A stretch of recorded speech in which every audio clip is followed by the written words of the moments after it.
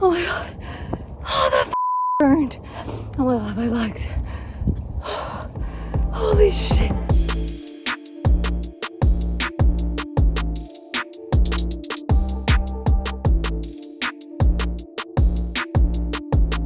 What's up everyone? Welcome back to my channel. We are now entering baseline training for 70.3 Ironman. If you are new here, I am currently training for my first 70.3 Ironman, which is a triathlon of 1.9 kilometers of swimming, I believe 90 kilometers of biking and 21.1 kilometers of running. And the race that I'm going to be doing is going to be in Victoria, BC, which is coming up this May. I believe it's May 26th. And the past few months I was in off season, so the focus was really on recharging mentally. And now we are starting a new training block, which is baseline season, where the focus is now going to be building my aerobic fitness as well as my top line speed. And this training block, I believe, is going to end January 27th. And then after that, I'll be moving into my 70.3 specific training, where the mileage is going to increase even more and there's going to be more brick workouts. So I'm going to dive into my training plan on the Motive app, and we're going to go see how this past week went. So I'm on week 9 of 30 weeks of my training plan.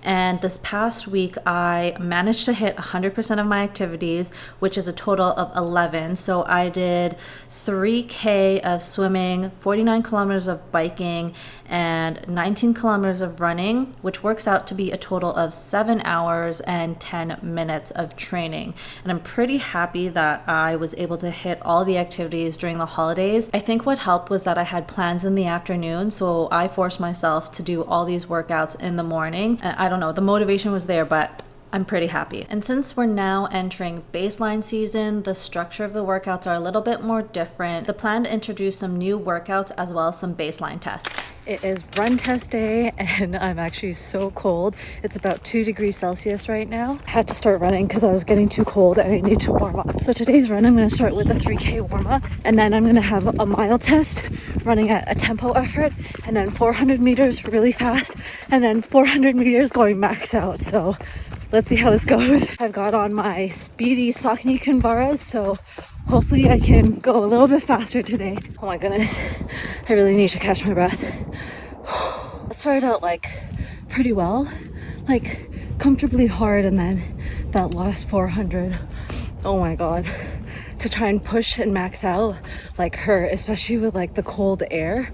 Holy, I'm so glad I got it done. Now it's time to do a cool down run back home. That run test was pretty hard. The purpose of that run test was really to see how high I could push my heart rate and what my threshold is, which ended up being around 203 beats per minute. But I'm gonna have to take it with a grain of salt because I didn't wear a heart rate monitor, so it might not be the most accurate. But this baseline test was nothing compared to my first interval ride that I had the next day.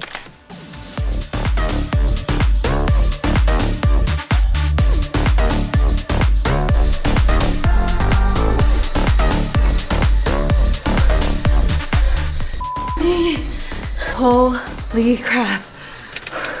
I knew it was the start of my baseline season, but I did not know this bike ride was going to be the way it was. I thought it was going to be the same as previous weeks where I do like 30 seconds on the left, 30 seconds on the right, but this workout was completely different. The bike ride today started with a warm-up, that was fine, and then the main set said repeat twice, go as hard as possible during the sprint effort, so like 15-second sprint, 20-second sprint, blah blah blah. But since it's connected to Zwift, it adjusted it so that it would change the resistance depending on like my FTP. And so, oh my god, it got so hard to the point where I couldn't sit in my saddle any longer. I had to stand because it was so hard. So on top of this interval ride being super difficult, I did have a hard time keeping up with my RPM, and then it wasn't until later in the week I realized that my cadence sensor wasn't connected to Zwift. I accidentally connected my speed sensor and said that was my cadence sensor on Zwift, and so my RPMs were all over the place, and it told me to pedal at a certain cadence, and I was like, I'm pedaling really fast, but I guess it was the whole cadence sensor situation. Thankfully I figured it out, but hopefully my future interval rides will be be a lot easier and my cadence will be a lot more accurate.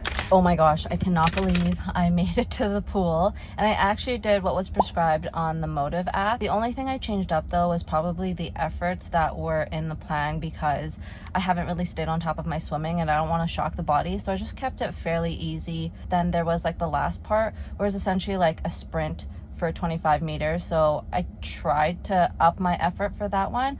But yeah, no, it was pretty good. Pretty stoked to see where my swimming will end up with, especially if I stay consistent with it. Good morning. I made it to the gym and today we've got a strength session. It is time to go back to some lifting, so I'm gonna start slowly. I'm gonna do a warm-up and then go into my main lifts. I think today I'm doing some back squats, deadlifts.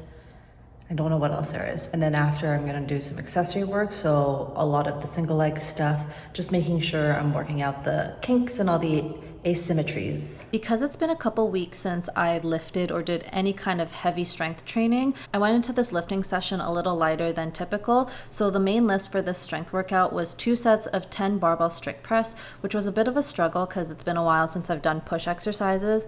And then I went on to 2 sets of 10 back squats and then 2 sets of 10 deadlifts. So I kept the weight around 30 to 40% of my 1 rep max just to feel out my current strength and slowly build up. And then after that, I ended with some accessory exercises like weighted calf raise walks, banded lateral walks, and single leg deadlifts. I'm still trying to figure out how I'm going to integrate my strength routine into my 70.3 training. I really do want to prioritize my strength workouts because I fully believe that it's going to help me in the long run and just help me become a much stronger athlete. And right now I usually have them scheduled on Tuesdays and Thursdays, and knowing that I do have another workout that day, I try to make sure that I've got enough hours in between for fueling and recovery. And this actually happened on Thursday when I did a strength session in the morning, and then I waited to do my run later in the afternoon, which actually turned out to be hill sprints. And this run started off with a 10-minute easy warm-up, and then I went into 2 sets of 5 20-second hill sprints with a walk recovery in between. I totally forgot about that second set, so when my watch told me, oh, you've got another set to do, it totally caught me off guard